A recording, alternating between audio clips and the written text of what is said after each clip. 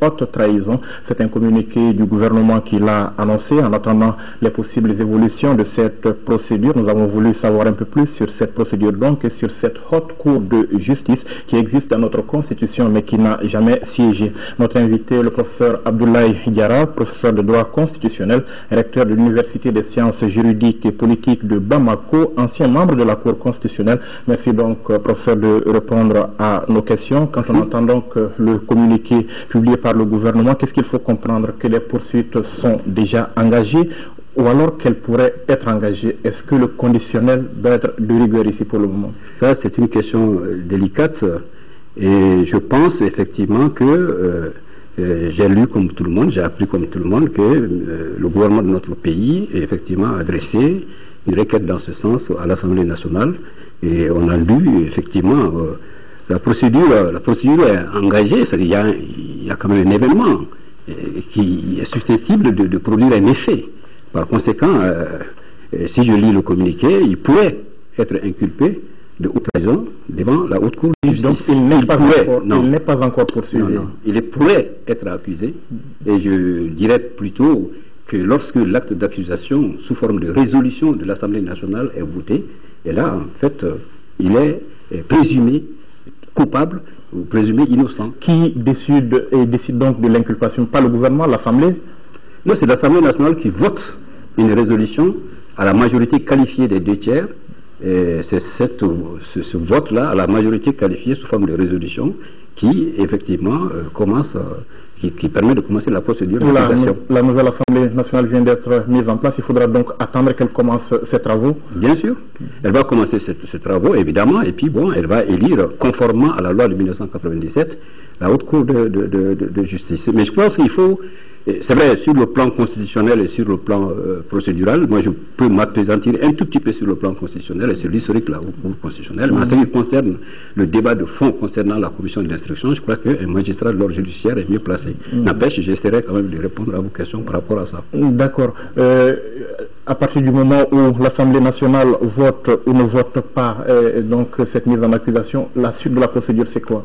Bien, si l'Assemblée nationale vote et la résolution de l'accusation et la procédure est engagée maintenant, conformément à la loi 97 sur la haute cour de justice, il y a une commission d'instruction qui sera formée et qui est constituée de magistrats professionnels, nos magistrats professionnels de très haut niveau de la Cour suprême, notamment de la section judiciaire de la Cour suprême, qui vont instruire le dossier. On peut s'imaginer que ça va être un des tout premiers dossiers de la nouvelle Assemblée nationale? Probablement oui, je pense. Parlons donc de cette cour de justice, de cette haute cour de justice. On se rappelle qu'on a eu dans l'histoire récente du pays un président de la République qui a été jugé par une cour d'assises et cette fois-ci une cour de justice. Est-ce que l'ancien système a montré ses limites? Non, je ne parlais pas de ses limites. C'est une juridiction qui a très bien fonctionné par rapport aux juridictions qui ont existé dans notre pays pendant la Première et la Deuxième République.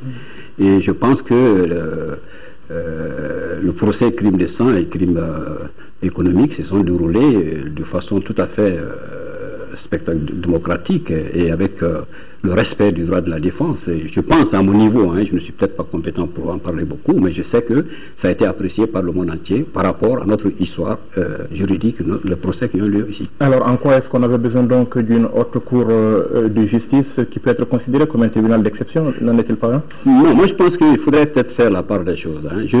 C'est vrai, moi personnellement, je suis contre les tribunaux d'exception. Tous les citoyens maliens naissent et demeurent libres et égaux en droit, donc ils doivent être jugés par les mêmes juridictions. Mais lorsque je prends l'histoire politique de mon pays, et comme tout le monde, cette histoire politique a quand même une particularité, quoi.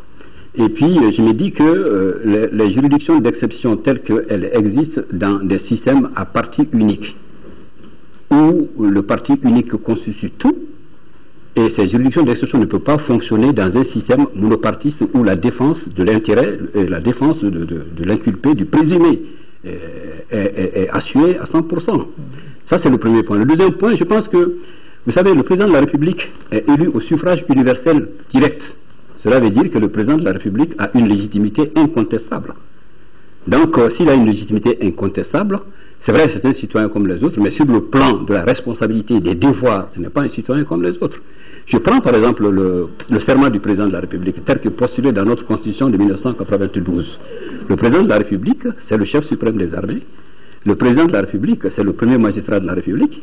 Le président de la République, c'est le garant de la protection, de la sauvegarde de la Constitution. Le président de la République, c'est le garant de l'intégrité territoriale et il doit assumer ses fonctions dans l'intérêt supérieur du pays. Et c'est pourquoi il faut un tribunal spécial pour juger une telle personnalité. Moi, je pense que le statut d'une telle personnalité, lorsqu'il est prouvé, j'ai dit lorsqu'il est prouvé que cette personnalité a failli à ce serment, je pense qu'il faut quand même des spécialistes vraiment du droit, des spécialistes pour le juger. Moi, c'est mon avis. Alors, je ne parle pas je parle du droit constitutionnel, sur le point du droit pur, et j'insiste là-dessus. Absolument. Voilà. Alors, pour ma part, c'est ça. Est-ce que il y a une rupture dans le contrat du président de la République? S'il y a une rupture constatée, vérifiable, il y a trahison. Donc, haute cour de justice, on reviendra à la trahison, à la haute trahison, une haute cour de justice, mandat juger uniquement le président de la République et les ministres? Oui, tel que prévu par la loi de 1997 et par la Constitution elle-même, c'est le président de la République et les ministres, évidemment avec les complices des ministres lorsque la sécurité de l'État est en cause par le comportement des ministres dans l'exercice de sa fonction. Alors on apprend que la haute cour de justice est composée au niveau de l'Assemblée nationale. Quelle est sa composition exacte? Qui compose cette haute cour de justice? Bien sûr, on dit que la haute cour de justice, c'est dans les premiers articles de la loi, 9 juges suppléants et 9 juges titulaires. C'est ça. Des députés? Députés, oui. Oui, d'accord. Ça fonctionne comment un tribunal sans magistrat professionnel si c'est uniquement des députés qui le composent? Non, moi je pense pas. Je pense qu'il faut pas. Je ne pense pas qu'il faille traiter le problème de ce genre. C'est-à-dire que bon, d'abord la haute cour de justice, je pense que l'Assemblée nationale est le siège de la légitimité quand même, et le président de la République bénéficie de l'immunité. Donc il faut terre à terre, quoi. C'est plus profond que ça. Mais pour lever cette immunité, lorsque l'accusation est votée sous forme de résolution, le président, l'immunité est d'office finie là.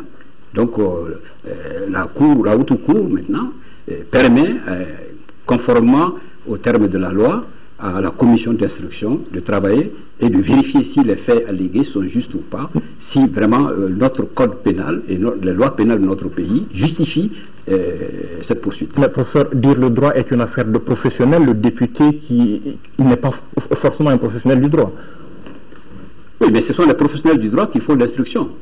Et il est dit clairement dans la loi que lorsque ces professionnels du droit, et il y en a, c'est les éminents juristes de la section judiciaire de la Cour suprême, si cette commission arrive à dire effectivement que les allégations ne sont pas fondées, etc., je pense que la loi prévoit que le non-lieu soit prononcé. Donc ce que vous nous dites, c'est que en amont ou en marge, ce sont des magistrats professionnels qui travaillent quand même sur le dossier. C'est les magistrats professionnels qui travaillent sur le dossier. Et il faut préciser encore, les magistrats professionnels de la Cour suprême, la section judiciaire de la Cour suprême. D'ailleurs, je le disais tout à l'heure que peut-être ils sont mieux placés aujourd'hui pour définir les contours de cette procédure. Leur rôle dans la procédure consiste en quoi concrètement? Consiste à vérifier effectivement si les faits reprochés sont qualifiables par rapport au code de procédure pénale et par rapport aux lois pénales dans notre pays.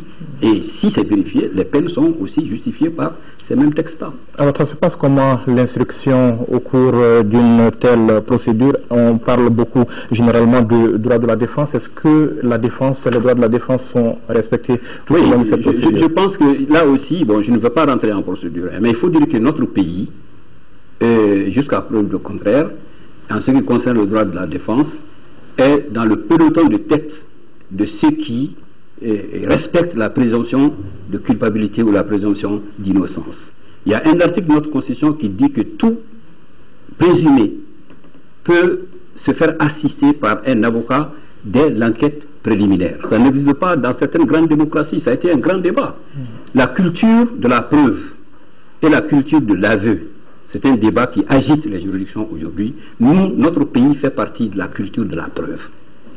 Ça fait partie de la culture de la preuve. Donc, je pense que la haute cour de justice sera le siège de cette contradiction et sera le siège que tout inculpé peut avoir dès l'enquête préliminaire, son conseil. Donc, pour moi, je pense que ce principe constitutionnel, ce principe à valeur constitutionnelle sera respecté. Ça a été respecté au niveau du procès crime de sang, ça a été respecté au niveau du procès crime économique. Ça se passe comment les débats devant une telle juridiction, comme devant une juridiction normale? Oui, le débat est public, mais le texte dit que il peut avoir des circonstances telles que le huis clos peut être interrompu, quoi. Mais ça dépend des magistrats qui siègent. On est en face d'une juridiction donc qui théoriquement n'a pas de siège. Elle siège où? Ça se passe comment? Ben, de toute façon, la juridiction va siéger au Mali, à Bamako. Oui, ça siégera ici. À l'Assemblée nationale? Bon, ce n'est pas peut-être un lieu approprié. Peut-être, oui. Est-ce qu'on peut savoir un peu quel délai peut prendre une telle procédure? Alors là, je ne peux pas me statuer sur le délai. Les textes, je ne pense pas, puisque dans un tel procès, c'est difficile de déterminer un délai. D'accord. Venons-en donc à ce qui peut être constitué comme haute trahison. On parle donc de haute trahison dans le communiqué en question. La haute trahison, par définition, c'est quoi? Bien, la haute trahison, vous savez, à la conférence nationale qui s'est tenue ici, à Bamako, au Palais de la Culture, du 29 juillet au 12 août, et lorsqu'on a présenté la Constitution à cette conférence nationale, les conférenciers ont voté toutes les institutions de la République, y compris la Haute Cour. Maintenant, lorsqu'on est arrivé à la Haute Cour, projet de Constitution, quoi, parce que bon, on est arrivé à la Haute Cour, il y avait deux tendances. Il y avait une tendance qui réfutait la Haute Cour de justice comme une juridiction d'exception, inutile dans une démocratie. Il y avait une tendance qui disait que, compte tenu de la spécificité de notre transition politique, il faut absolument une Haute Cour de justice, et il faut une Haute Cour de justice. Donc, on a voté, c'était le 10 août 1991, les conférenciers ont adopté le principe d'institutionnaliser, de constitutionnaliser la haute cour. Maintenant, il s'agissait de définir la haute trahison. Ben, le débat a pris pratiquement 2 heures de temps, et certains éminents professeurs, dont un qui est actuellement notre ministre de la Réconciliation, a donné une définition assez claire de la haute trahison, mais malheureusement cette définition n'a pas été obtenue. Certains aussi ont évoqué... Elle n'a pas été adoptée. Ça n'a pas été adopté. On peut savoir sur laquelle? Bon, oui, bon, c'était pratiquement le serment, quoi. Une définition assez approfondie du serment, compte tenu de la hauteur de la fonction présidentielle, quoi. Bon, je vous ai dit, hein, on était tous ensemble. Monsieur le ministre, aujourd'hui, notre ministre de la Réconciliation nationale a joué un grand rôle au niveau de la conférence nationale. Donc, il a proposé cette définition-là. D'autres aussi ont beaucoup de faits qui peuvent donc être qualifiés comme violation du serment, c'est ça. D'autres ont dit, par exemple, que, bon, violation du serment, ça c'est le serment, le président de la République. Son serment est très clair. S'il y a une rupture d'un élément du serment, moi, personnellement, je pense qu'il y a haute trahison. Les faits qui sont, par exemple, reprochés dans le cadre du présent dossier, qui va apprécier finalement si c'est haute trahison? Les députés? Bon, moi, je pense que je ne peux pas, moi, dire ici que c'est ça, parce qu'il faut le conditionnel. Moi, je ne vous demande pas de le dire. Je demande fondamental. C'est la commission d'instruction constituée par des magistrats qualifiés pour le faire, et je sais qu'ils sont extrêmement qualifiés pour le faire, qui diront si oui ou non, effectivement, les faits reprochés sont du domaine de la haute trahison. Sinon, le texte le dit, le non-lieu est prononcé. Le non-lieu peut être prononcé donc comme une condamnation peut être prononcée. En cas de condamnation, ça se passe comment? Ben, on prend les peines prévues par notre code pénal et les lois pénales dans notre pays. Violation du serment, par exemple, est-ce que c'est prévu dans le code? Mais pour moi, la violation du serment, moi je le dis très clairement, hein, la violation du serment, pour moi, est une haute trahison. Hein. Parce que quand le président de la République est chargé de l'intégrité du territoire, quand le président de la République est le premier magistrat de la République, le président du Conseil supérieur de la défense, et le président de la République veille à la primauté de la Constitution, à l'intégrité du territoire, au respect des traités, etc. Bon, s'il y a un aspect qui est rompu et qu'on n'a pas constaté un acte du président pour défendre son serment, et là, absolument, il a abdiqué. Oui, mais est-ce qu'il y a une peine prévue pour violation du serment? Mais la violation du serment, si la haute trahison peut être interprétée comme une violation du serment, la haute trahison qui renvoie au texte, à la loi pénale, au code pénal, parfaitement peut être utilisée. Dans le cas du Mali, qu'est-ce qu'une telle procédure peut donner? On est dans le cadre de l'accusation, par exemple ici, d'un président qui vit en dehors du territoire, ça se passe comment? Bon, moi je pense que les professionnels du droit le savent. Et ce n'est pas peut-être le moment de parler de ça, ça viendra. Tout le monde sera édifié par la procédure qui sera engagée par rapport à ça. Je ne pourrais pas en parler aujourd'hui. Alors, si je ne connais pas cette procédure. D'accord, et si un tel procès venait à se tenir, est-ce que le Mali en tire un bénéfice sur le plan du droit purement? Bon, sur le plan du droit purement, le Mali a tiré bénéfice du droit beaucoup de fois. Hein. Bon, malheureusement, bon, je pense que je peux le dire, hein, par la haute trahison de certains de nos citoyens, avec des complicités extérieures, nous avons subi l'abominable régime par des djihadistes mécréants qui sont venus nous enseigner en dehors du Coran l'islam, je ne sais pas, médiéval. Bon, en dehors de ça, nous avons quand même été occupés pendant une année. Et là, les responsabilités ne sont pas situées. Il faut situer les responsabilités. Il faut situer les responsabilités par rapport à ça. Et l'histoire jugera chacun des actes de chaque catégorie socio-professionnelle malienne par rapport à ce qui nous est arrivé pendant toute une année. Ça aura au moins le mérite d'instaurer le débat sur cette question dont vous parlez? Moi, je pense réellement. Ça, c'est bon, l'avis du citoyen. Hein. C'est l'avis du citoyen comme tout le monde. Moi, je pense que ça permettra quand même de voir assez clair par où on a trébuché et où on est tombé.